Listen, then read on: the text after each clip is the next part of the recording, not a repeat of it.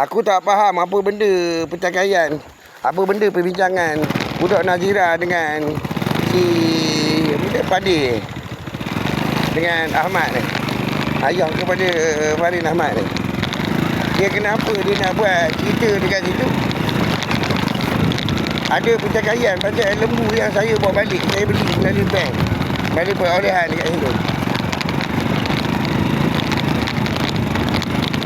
Dia nak susu dekat saman apa benda dekat situ. Itu cakap perbualan dia je. Dia nak ukur-ukur orang, dia nak kena curi barang tu ke.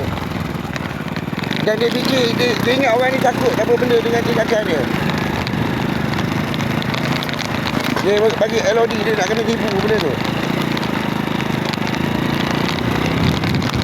Dia nak kena fikir, dia orang. Dia dah tuan punya dekat sini, dia lah yang menyediakan dokumen-dokumen tu yang bawa balik kemari.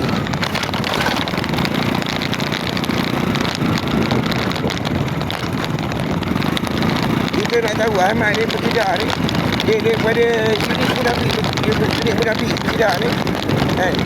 Kenapa dia nak kena ganggu? Kenapa dia nak kena ganggu? Kenapa, macam mana boleh dia fikir dia bawa balik lembu tu kemari?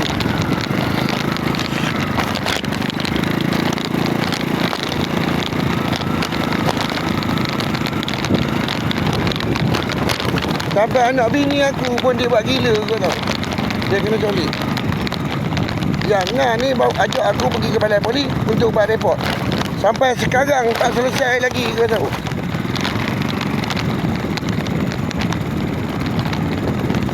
Power sesi gila dia 3-4 ekor ni. Duk gila ke kereta benda orang. Geng-geng munafik kebangsaan ni. Munafik nasional ni. Dia nak kena curi barang-barang tu. Termasuk kereta motor, kain baju apa benda. Anak bini nak kena ganggu. Kita tak mengganggu dia pun. Yang Nur Hikmah ni apa benda. Dia bertindak seiring dengan sama dengan kawan tu. Nak mengenakan kita. Dia ni kenapa? Dia nak mengganggu rumah tangga kita kenapa?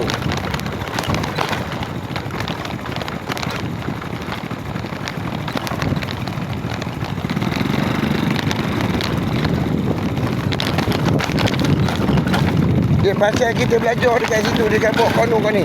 Yang Padi ni dengan geng Ahmad ni keluarkan gaji. Aku nak minta pihak polis tolong siasat benda ni. Yang Farin Ahmad ni dia belanja duit mana? Sebelum dia berlakon drama apa benda tu. Dia cukup banyak duit.